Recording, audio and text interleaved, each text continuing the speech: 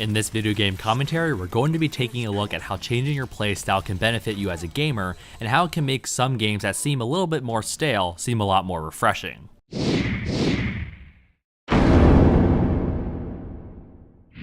What is going on YouTube? King Kevin here with some Paladins gameplay on the map Ice Mines. For those of you who aren't aware, Paladins is actually a game very similar to Overwatch, but whether or not you agree that Hi-Rez Studios did or did not copy from Blizzard, that is a completely different discussion, and I do not really want to go into that in this video, but instead I think this is a style of game that is very indicative of proving how beneficial it can be to change your playstyle, which again is the topic for today's video game commentary. So when I first fired up Paladins, the first champion I decided to try to use was Ying. And the reason why I used her was because not only was she a support character, and I happen to really like playing support characters, but she also seemed to be the champion, a support champion that is, who was the easiest to use. And on top of that, she was also advertised as the new champion, so I thought, okay, maybe I would be on a more level playing field with anyone else who might be trying to play with her as a champion on the opposing team. After using her as my main champion for a few games, I quickly realized that my suspicions were correct in that she was a very easy to use support character and a very easy champion who was able to heal the team effectively.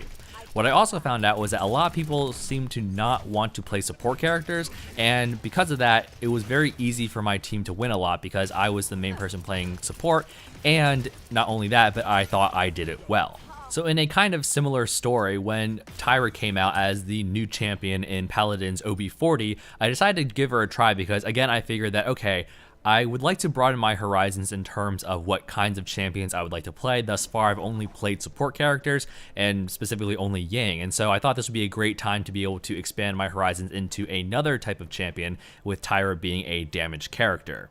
Again, I read up on her abilities and her ultimate and all these different things, and she seemed to be a rather easy character to use. So again, I fired up a game, and a few games later, this is the kind of gameplay I'm able to get with Tyra. By no means am I saying that I am the greatest person in the world to ever use Tyra as a champion. In fact, just looking back on this gameplay right now, I'm realizing that I did not play her as well as I could because I wasn't aware of her weaknesses, that is being her movement speed or her ability to get away and dodge attacks really quickly. So with that out of the way, I just wanted to say more so that with a battle arena style game such as Team Fortress 2, Overwatch, or Paladins as this game is, it's very key to be able to be flexible and be able to change your mindset and change your play style to fit accordingly to help your team win. The reason why I chose Tyra, and I didn't really show this at the beginning because this was a rather long game, it was because someone on my team had already chosen a support character, and even though this is a very poor assumption, I assumed that they would be able to do that well. And whenever I see that someone is playing a support, yes, I could double up on support with them, but I figured that I would be much more usable in a damage way, at least with regards to how this game balanced out, and with regards to how other people chose their respective champions. So depending on who you are, you may or may not care heavily about your global statistics or just in general your score or well-being in terms of how you are doing in the game. And for some people, getting out of their comfort zone of playing a character they're used to, in my case it will be Ying as a support character, going to playing a damage character such as Tyra might scare them or intimidate them a little bit because they are not comfortable with that, and they think, oh, if I play this champion and I play them incorrectly, then not only am I letting my team down, but I'm also letting myself down in terms of my score is going to be going down or whatever the case may be.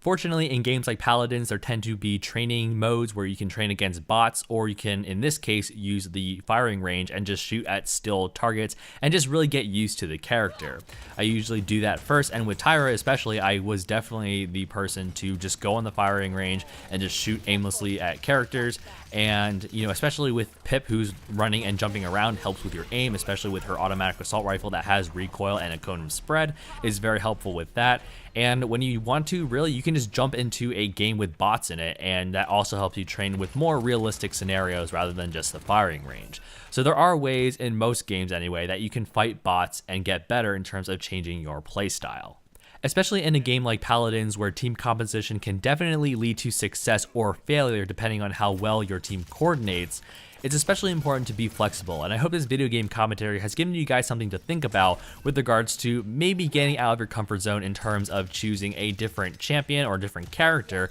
or seeing that maybe you're used to being a frontliner or a damage character or a flanker or whatever, choosing something else for the benefit of the team. you might not be the best person to play that role, but if your team has no one playing that role at all, it's much better for someone to jump in, take that hit, swallow your pride, and not choose the same champion over and over and over again, especially when your team may need it. I've played many teams in the past where everyone wanted to be a damage or frontliner and no one wanted to play support. And because I played Ying as support in a lot of my games prior to this one, my team was just able to steamroll through because I was able to heal my team as they were capturing the points, as they were able to escort the payload, and do all these objective-based things that eventually led us to win.